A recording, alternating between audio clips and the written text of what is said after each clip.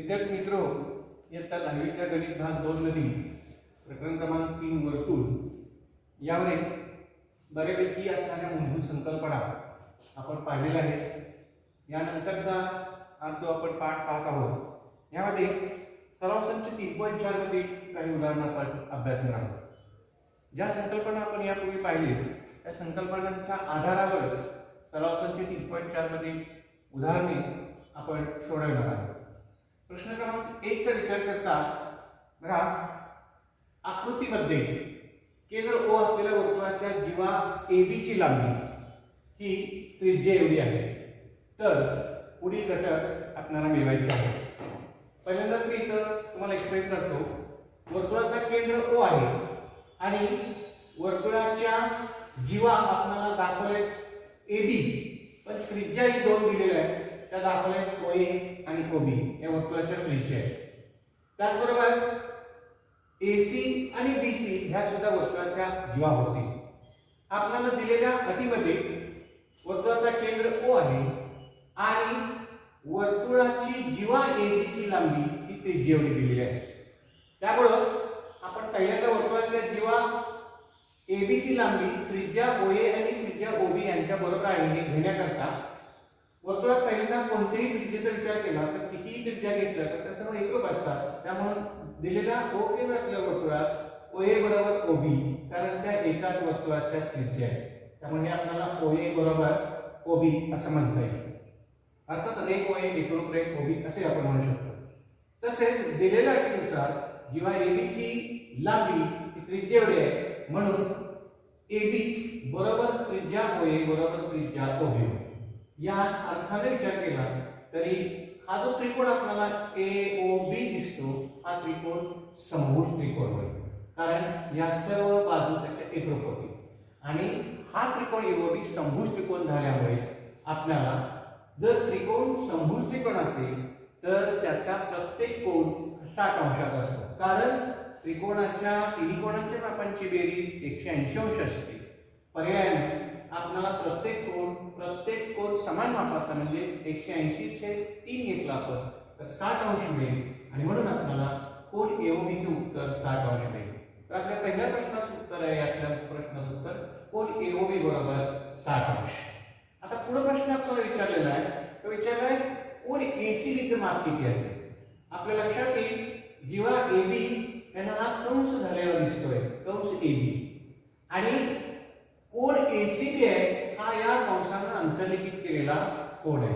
म्हणजे अंतर्खंडित कंस AB ने केलेला अंतर्लिखित कोन ACB आहे. त्यामुळं कोन ACB चं माप हे अंतर्खंडित कंसाच्या मापाच्या निम्पट असणार आहे. परंतु आपल्याला दुसरी बाजू माहित आहे ती कोणती, तर जेव्हा AB मध्ये जो कोन AOB आपण विचार घेतला होता, वर्तुळाचा कोन AOB जो आपण विचार घेतला होता तो 60 अंश आलेला आहे आपल्याला, आणि केंद्रीय कोनाएवढंच माप हे कंसाचं माप असतं. त्यामुळे कंस AB चं माप सुद्धा आपल्याला किती मिळणार आहे, 60 अंश.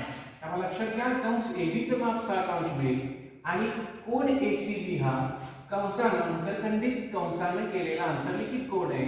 त्यामुळे कोन ACB चं माप हे 1/2 कोन AOB असेल. त्यामुळे ते आपल्याला माप मिळेल किंवा कंसाचं माप जे आपले 60 आहे त्याचं निम्पट होईल आणि त्यामुळे ते उत्तर येईल 30 अंश. 1/2 गुणिले 60 म्हणजे 30. तर कोन ACB चं जे माप आपल्याला मिळेल ते 30 अंश मिळेल. आता आपल्याला पुढे काय विचारलं बघा, आणि माप कंस AB विचारलाय. आताच मी तुम्हाला सांगितलं होतं माप कंस AB याचं माप हे केंद्रीय कोनाच्या माप एवढं असेल, पण इथे केंद्रीय कोन AOB आहे म्हणून माप कंस AB बरोबर माप कोन AOB बरोबर 60 अंश असं आपल्याला मिळेल. आणि चौथा आकडा जो आपल्याला विचारलाय कंस ACB चं माप विचारलंय. आपल्या लक्षात येईल कंस AB हा लघु कंस आहे. वर्तुळातील या कंसाचं माप 180 अंशापेक्षा लहान असतं त्याला आपण लघु कंस असं म्हणतो. कंस AB चं माप आपल्याला माहिती आहे ते आहे 60 अंश आणि आपण कंस ACB चं माप मिळवतोय. हा कंस ACB हा पूर्ण कंस असेल.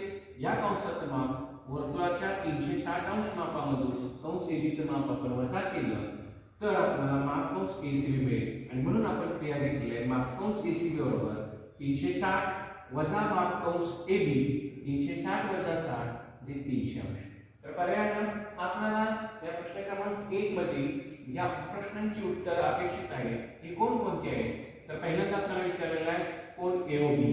कोण एओबी आपल्याला 60 अंश मिळतो कारण त्रिकोण एओबी हा समभुज त्रिकोण होतो आणि त्याचा प्रत्येक कोण एकरूप असेल. कोण एसीबी आपल्याला विचारलेला आहे. कोण एसीबी बरोबर आपण मिळवलेला आहे 102 कोण एओबी कारण या एबी मुळे म्हणजे कंस एबी चा मुळे जो कोण अंतर्लिखित कोण एसीबी होतो त्याचं माप आपल्याला मिळेल 102 गुणिले 60 म्हणजे 30 अंश. कंस एबी चं माप मिळेल केंद्रीय कोनावर ते 60 अंश मिळेल आणि माप कंस एसीबी 300 अंश मिळेल. प्रश्न तिसरा आहे तो आपण विचारत होतोय चक्रीय चौकोन एमआरपीएन मध्ये. त्यात मित्र लक्ष द्या पाठ्यपुस्तकातील जे प्रश्न आहेत ते आपण विचारत घेत आहोत. चक्रीय चौकोन एमआरपीएन मध्ये आपल्याला कोण आर ची किंमत दिलेली आहे 5x वजा 13 अंश आणि कोण n ची किंमत दिलेली आहे 4x अधिक 4 अंश. तर r आणि n कोण r आणि कोण n यांची मापे मिळवायची. प्रामुख्याने आपण लक्षात घेऊ पहिल्यांदा चौकोन जो आहे एमआरपीएन हा चक्रीय चौकोन दिलेला आहे. चक्रीय चौकोनाचा गुणधर्म आपल्याला माहित आहे.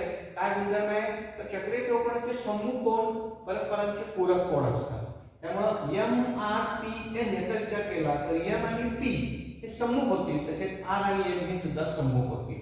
त्यामुळे r आणि n यांची बेरीज 180 परस्परांचे पूरक याचा अर्थ त्या दोघांची बेरीज 180 आणि मग दिलेल्या माहितीनुसार r ची किंमत 5x वजा 13 n ची किंमत 4x अधिक 4 त्यांची बेरीज करायची आहे ती 180 घ्यायची आहे. म्हणून आपण पहिल्यांदा चला घेतली 5x आणि 4x एकत्रित घेतलं वजा 13 आणि अधिक 4 घेतलं उद्या बदल 180 आहे तसेच आहे 5x अधिक 4x आपल्याला मिळतील 9x वजा 13 आणि अधिक 4 यांची बेरीज करतो आपण. आपल्याला ही बेरीज माहिती आहे की वजा 9 1 बरोबर 180 हे वजा 9 उजवीकडे घेतलं तर 180 अधिक 9 189 होती 9x बरोबर 189 म्हणून आपल्याला x बरोबर मिळतील 189/9 अर्थातच 9 दुनी 11 9 1 9 21. आपल्याला x ची किंमत 21 मिळाली. यावरून आपल्याला r आणि n ची किंमत मिळवता येणार आहे आणि म्हणून कोण r बरोबर 5x वजा 13 परंतु x ची किंमत 21 आहे म्हणून 5 गुणिले 21 वजा 13 21 गुणिले 5 किंवा 5 गुणिले 21 105 होते वजा 13 घेतलं तर उत्तर 92 येईल. त्यामुळे कोण r चं माप 92 अंश येईल. त्याच पद्धतीने आपण कोण n चं माप मिळवू शकतो 4x अधिक 4 बरोबर 21 गुणिले 4 अधिक 4 x ची किंमत 21 आहे म्हणून 4 गुणिले 21 किंवा 21 गुणिले 4 21 चौक 84 होतील अधिक 4 84 4 88 म्हणजे कोण r आणि कोण n यांच्या किमती आपल्याला 92 आणि 88 अशी. तुमच्या माहिती कसं जर तुम्ही या दोन्हीची बेरीज घेतली तर 92 आणि 88 याची बेरीज 92 मधलं 2 काढा 88 मध्ये टाका 88 अधिक 2 90 होती 90 90 180 येते म्हणजे आपल्याला लक्षात येईल r आणि n या दोघांची बेरीज 180 आहे. शिवाय आपलं आलेलं उत्तर सुद्धा 180 मध्ये येतं म्हणजे इथं आपल्याला उत्तराचं व्हेरिफिकेशन किंवा टाळावं. आता आपण प्रश्न क्रमांक 2 लक्षात घेत आहोत. जर मित्र प्रश्न क्रमांक 2 मध्ये आपल्याला काय दिलं लक्षात घ्या. चौकोन PQRS हा चक्रीय चौकोन आहे.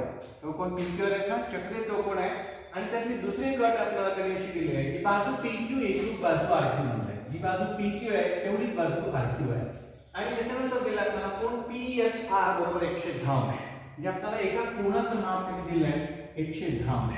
हा 110 अंश मापाचा कोन आपल्याला दिलेला आहे. आणि काही पुढचे प्रश्न आपल्याला विचारले त्यामध्ये आपल्याला पहिल्यांदा विचारले कोण PQR बरोबर किती. आपल्या लक्षात येईल कोण PQR हा x चा सम्मुख कोन आहे म्हणून आपण पहिल्यांदा PQR बरोबर किती याचं उत्तर मिळवताना कोण S चक्रीय चौकोन PQRS मध्ये आपल्याला काय माहिती लक्षात येईल तर कोण S अधिक कोण Q बरोबर काय मिळते हे सम्मुख कोन असल्यामुळे 180 अंश. हेच आपण कोणत्या भाषेत लिहू शकतो तर कोण PSR वेगळ्या अर्थाने अधिक कोण PQR बरोबर 180 लिहिता येईल कारण हे सम्मुख कोन आहे आणि सम्मुख कोन कसे असतात परस्परांचे पूरक असतात. त्यातला हा 110 आहे अधिक कोण PQR बरोबर 180 आपले 180 पलीकडे गेलं तर 180 मधून 110 वजा होतील आणि हे उत्तर आपल्याला येईल 70 अंश.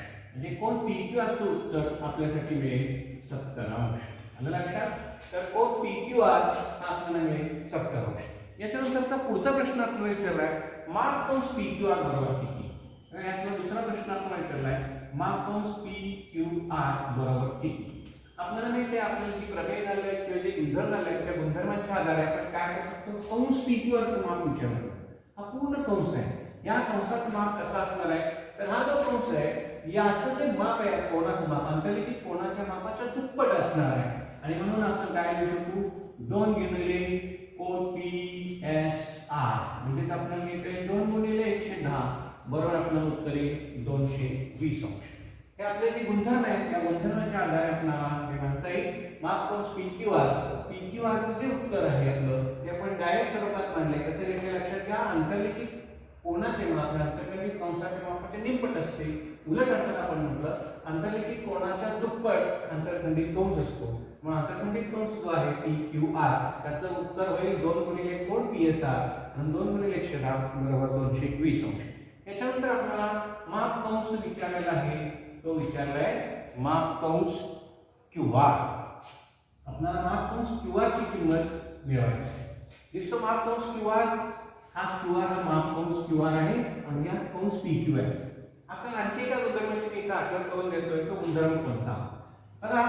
हे वर्तुळ आहे आणि या वर्तुळामध्ये पी क्यू आणि क्यू आर या दोन जीवा आहेत आणि आपल्याला विचारलंय कंस क्यू आर चं माप विचारलंय. एकाच वर्तुळात एकरूप जीवा एकरूप वर्तुळ कंस करतात. इथे आपल्याला काय म्हटलंय क्यू आर आणि पी क्यू या जीवा आहेत पण ते आपल्याला मुळातच कसे दिले त्या बाजू एकरूप दिले आहेत. म्हणजे जीवा पी क्यू आर एकरूप जीवा आपल्याला कोणती दिलेली आहे पी क्यू. या दोन जीवा एकरूप असल्यामुळे काय लक्षात येईल आपल्या एकरूप जीवा एकाच वर्तुळातील एकरूप जीवा किंवा एकरूप असणाऱ्या वर्तुळातील एकरूप जीवा एकरूप कंस करतात. म्हणजे आपल्याला हा जो कंस पी क्यू आर मिळाला आहे त्याचे समान दोन भाग होतील. त्यामुळे काय लक्षात येईल आपल्या तर कंस क्यू आर ची किंमत आहे माप कंस क्यू आर हा काय मिळेल माप कंस कोणाला मिळेल पी क्यू एवढा मिळेल माप कंस पी क्यू. परंतु या दोघांची बेरीज आपल्याला किती आहे, या दोघांची बेरीज 120 आहे. म्हणजे माप कंस क्यू आर अधिक माप कंस पी क्यू बरोबर आपल्याला मिळणार आहे माप कंस पी क्यू आर बरोबर आपल्याकडे आहे 220. हे दोन समान असल्यामुळे आपण काय करू शकू माप कंस क्यू आर बरोबर 102 माप कंस पी क्यू आर. परंतु आपले पी क्यू आर चे उत्तर आहे 220. 220 चे निम्म आपल्या लक्षात येईल 110. त्यामुळे माप कंस क्यू आर ची किंमत किती मिळेल आपल्याला 110. ए आणि 110 मिळेल आणि 110 मिळेल हे आपण लक्षात घ्या. आता आपल्याला यातला पुढचा जो चौथा उपप्रश्न विचारलाय त्याच्यामध्ये विचारलाय कोन पी आर क्यू बरोबर किती. कोन पी आर क्यू बरोबर किती कुठं दिसतो आकृतीचा विचार केला तर हा पी आर क्यू हा कोन दिसतो आर.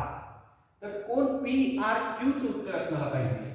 आता आपण त्रिकोण पी क्यू आर चा विचार केला. त्रिकोण पी क्यू आर दिसतो त्रिकोण पी क्यू आर मध्ये याच्यामध्ये विचार केला तर आपल्याला काय लक्षात येईल बघा या दोन बाजू एकरूप दिले. बाजू पी क्यू एकरूप बाजू कोणती दिलेली आहे क्यू आर. या बाजू जर एकरूप असतील तर एकरूप बाजू समोरचे कोण कसे असणार आहे एकरूप. एकरूप बाजू समोर कोण एकरूप असणार म्हणजे कोण कोणते कोण एकरूप असणार आहे पी च्या पुढचा कोण असणार आहे पी आर क्यू. एकरूप कोण कोणता असणार आहे क्यू पी आर. कोण क्यू पी आर हे दोन कोण एकरूप असणार आहे.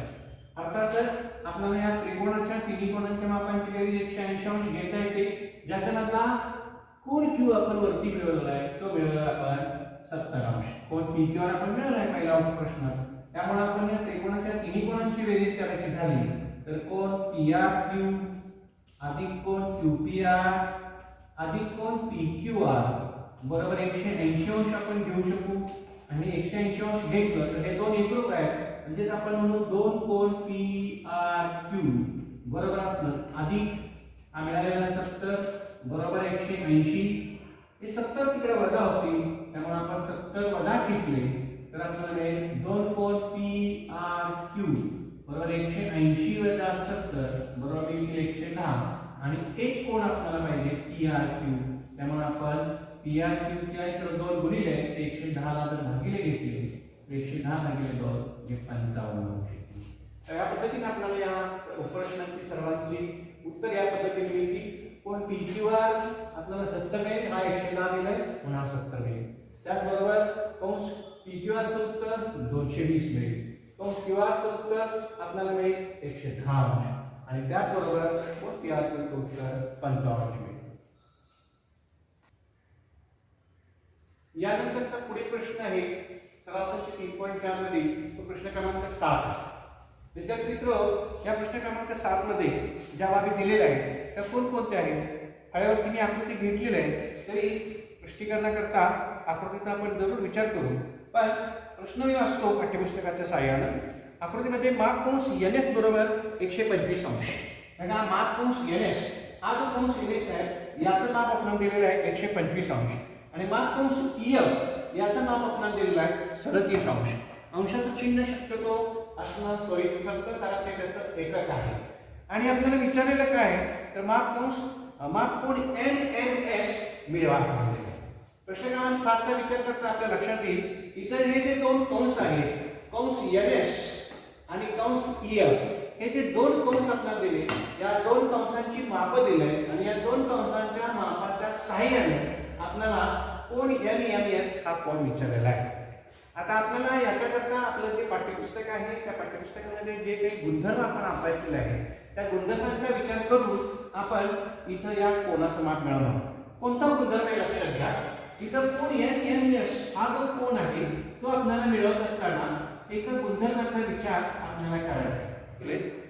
यामध्ये हा जो गुणधर्म आहे या गुणधर्मामध्ये इथं बेरीज करण्याच्या वेळी हा जो बिंदू आहे तो बाहेर येतो, त्यामुळे इथं फरक घ्यायचा लागेल आपल्याला आणि हा फरक आपण लक्षात घेऊ. बेरीज आपल्याला लक्षात घेता येणार नाही. 125 वजा 37 ही जर बेरीज आपण घेतली तर ती बेरीज आपल्या करता येते वजाबाकी आपला होईल की 88 आणि याची किंमत आपल्याला होईल 44 अंश.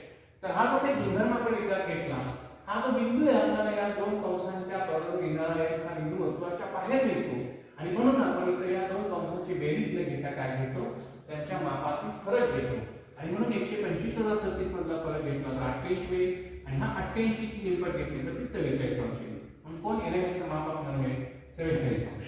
अर्थात प्रश्न क्रमांक 7 नंतर प्रश्न क्रमांक 8 चा जेव्हा आपण विचार करू तेव्हा 8 मध्ये काय लक्षात येईल घ्या.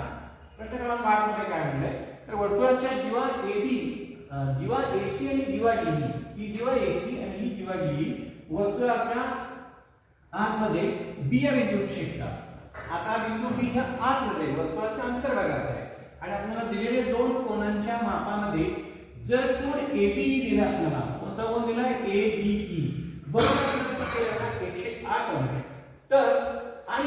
तर कंस BC चं माप मिळवण्याबरोबर आपल्याला दिलंय कंस AE बरोबर 95 अंश. कंस AE आहे तो आपल्याला 95 अंश दिलेला आहे, ABE चं माप आपल्याला दिलेलं आहे 108 अंश आणि कंस BC चं माप आपल्याला तरी विचारलेलं आहे. आता पुन्हा एकदा आपण पाठ्यपुस्तकातील गुणधर्माचा विचार करू. आपण यामध्ये जो गुणधर्म आहे त्या गुणधर्माचा विचार करू. इथं आता जो बिंदू B आहे तो वर्तुळाच्या अंतर्भागात आहे आणि म्हणून आपण काय लिहू शकतो या प्रश्नाच्या उत्तरामध्ये कोन ABE बरोबर 1/2. इथे आपल्याला जे दोन कंस दिसतात ते दोन कंस कोणते आहेत बघा, 1/2 माप कंस BC अधिक 1/2 माप कंस DC अधिक माप कंस AE हा आपल्याला माहित आहे. आता यामध्ये कोणकोणते किमती आपल्याला दिले तर AB चे उत्तर आपल्याला दिलंय कोन AB 108 दिलाय, हे आपण 1/2 आहे असं घेतलं. माप कंस DC आपल्याला मिळवायचा आहे अधिक माप कंस AE आपल्याला दिलेला आहे. AE किती दिलेला आपल्याला 95.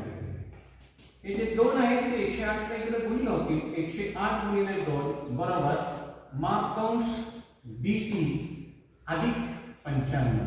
माप कंस DC अधिक 95. 108 गुणिले 2 जर गुणाकार घेतला तर 2 आणि 16 होतील आणि शून्याच्या ठिकाणी परत एक वाचाय कसं येईल 2 येईल. 108 ची दुप्पट 216 आणि हे माप कंस DC आपल्याला मिळवायचे आहे त्यामुळे आपण घेतलं माप कंस DC अधिक 95 आहे. अधिक 95 इकडे आणले तर वजा होतील म्हणजे 216 वजा 95 बरोबर माप कंस DC असं आपल्याला मिळेल. अर्थातच माप कंस DC चं उत्तर आपल्याला घेता येईल माप कंस DC बरोबर 216 वजा 95. किती येईल वजाबाकी आपल्याला करता येते का बघा पटकन. वजाबाकी कशी 216 आहे आणि 95 आहे. आपण यातले 5 काढून टाकले म्हणजे 5 घेतले तर 7 सोपी वजाबाकी करू आपण. 6 तून 5 गेलं 1 उरेल आणि 21 आहे, 21 मधून 9 गेले तर किती होतील 12. 121 ते या प्रश्नाचं आपल्याला उत्तर मिळेल.